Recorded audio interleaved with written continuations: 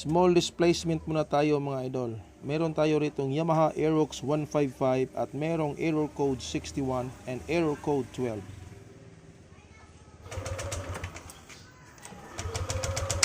At yon mga loads, ayaw niya talagang umandar. So samahan niyo ako sa ating troubleshooting mga loads. So bago tayo magsimula, baka makahingi ng isang like and paki-subscribe sa aking munting channel and also follow my FB page.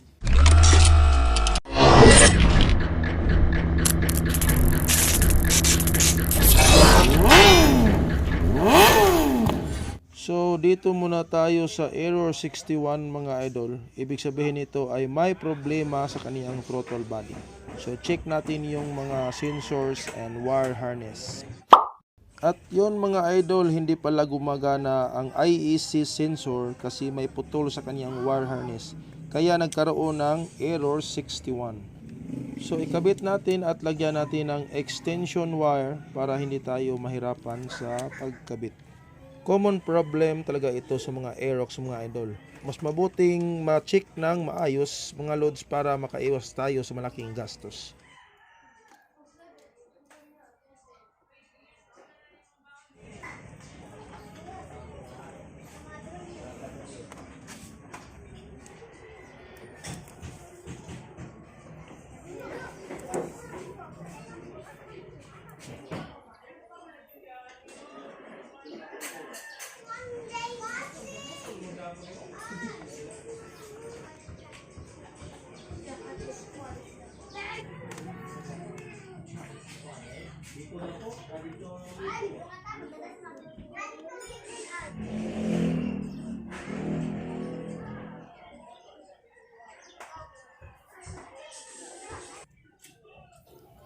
Yon na ikabit na natin ang dalawang putol na wire sa IEC sensor. So ibalik na natin sa kaniyang lugar mga loads.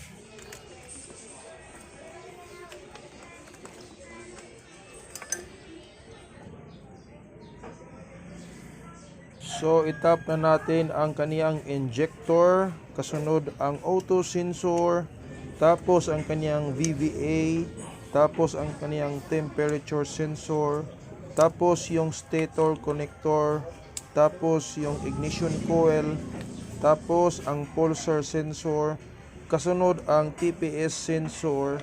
Grabe, ang dami ng sensor. And last, ang IEC sensor. Alright, so wala ng error 61 pero nandyan pa rin ang error 12. So hindi pa rin yan aandar. So check natin yung pulser at ang kaniyang magneto. At ayan na nga, nabuksan na natin ang magneto. Grabe, para tayong nasa beach resort. Maraming buhangin. Yun ang error 12 mga idol. Hirap sa pag-ikot yung magneto dahil sa makapal na buhangin sa loob. Sa palagay ko ay nilusob ito sa baha. So linisin natin mga idol.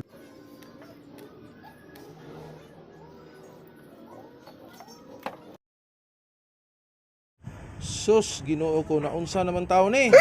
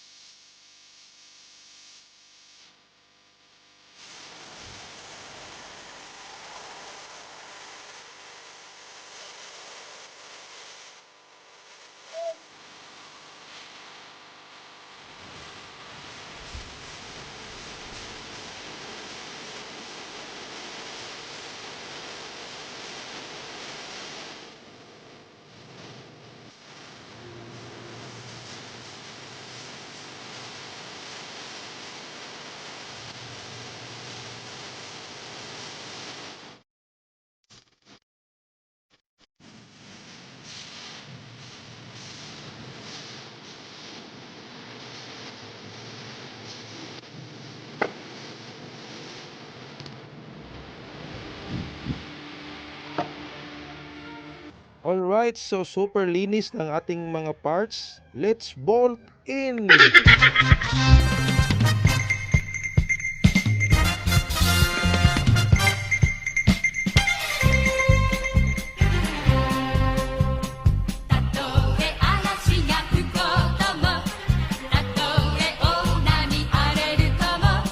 Pagka what the hell?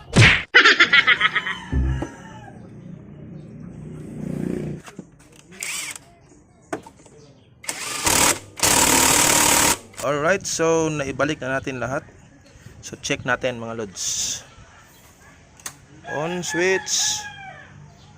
Yun, wala nang check engine, wala nang error 61 and error 12.